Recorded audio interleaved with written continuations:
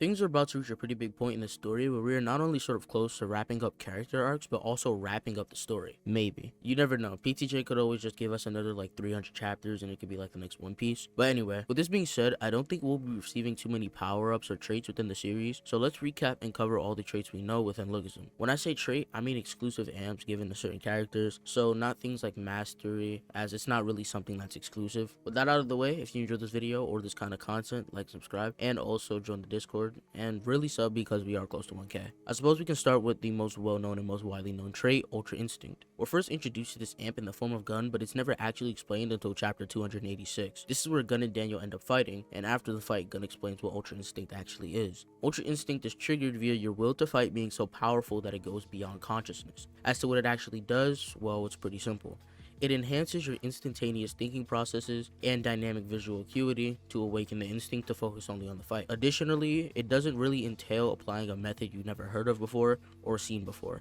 Basically, Du Li won't become some sort of master of all martial arts simply because he has UI. UI would essentially be pointless unless your body already has experiences. Case in point, Zach Lee, someone who's been in many fights and has boxing ingrained to his very being, compared to Du Li, who has no experience fighting whatsoever. Animal Instinct was first shown to us in chapter 339 during the third affiliate arc where Eli has his confrontation with Johan Seong. This one is truly exclusive as only real fighters aka Tom Lee and Eli Zhang, who have a quote-unquote brutal fighting style, seem to have it. This trait seems to symbolize the more animal-like aspect of the fighter being brought out. As we see, he was losing to Eli like badly until he manages to actually disappear from his vision, and then he ends up like slashing at his neck and like trying to tear off his ears and shit. And when we see this happen, his eyes do turn green. That's the first symbolization that we see of the animal instinct. Heat mode or self-hatred is born from a fighter's self-hatred reaching a point where it explodes and they reach a new level of strength. The only fighters to achieve this level are Zack, Samuel, and Daniel, and in my opinion, Daniel should have had a better awakening because the way PTJ did it kind of just made it seem like he gets Ultra Instinct because he has a perfect body, instead of actually going through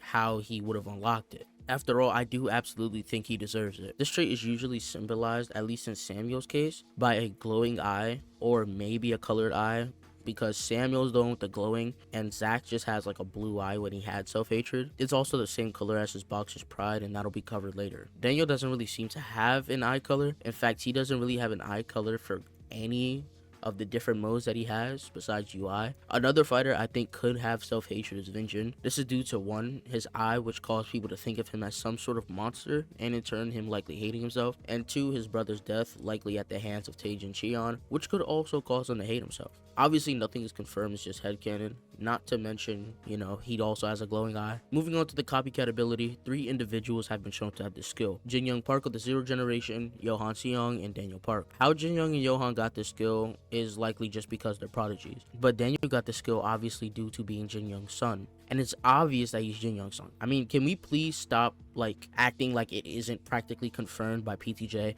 and saying, oh, Jin Young is uncle?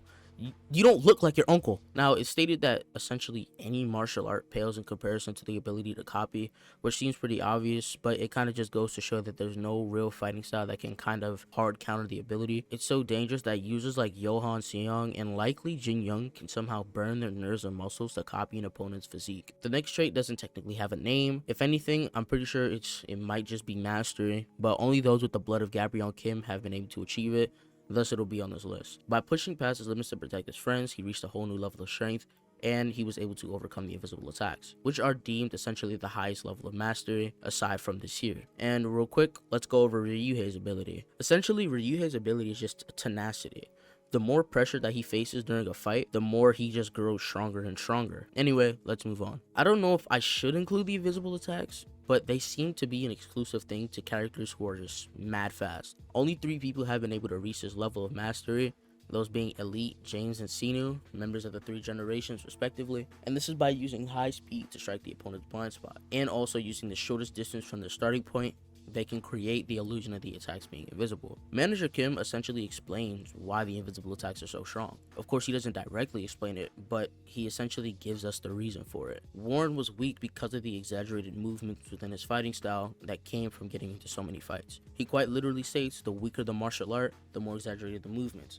Invisible attack users don't have this problem because their attacks are so precise and so quick that they only go from point A to point B with virtually no exaggeration. It's simply just efficient. You could kind of argue that these aren't really an amp, but who cares, it's my video. Boxer's Pride is essentially Zack's way of countering Daniel during the hostile arc. It was so strong that it actually completely overpowered him. Not to mention, copy geniuses like Daniel can't even really copy something like that. It's kind of like the self-hatred mode, in which you can't really copy it and it's something you have to kind of develop for yourself. I didn't really know if I should cover this one since it seems like something anyone can achieve given the right circumstances, and also it's a real world phenomena, but the runner's high essentially triggers when your body is pushed to a certain limit but keeps moving. Let's say you were running a marathon and you felt tired to the point where you literally can't keep going, but you push forward. The runner's high triggers and all of that exhaustion disappears.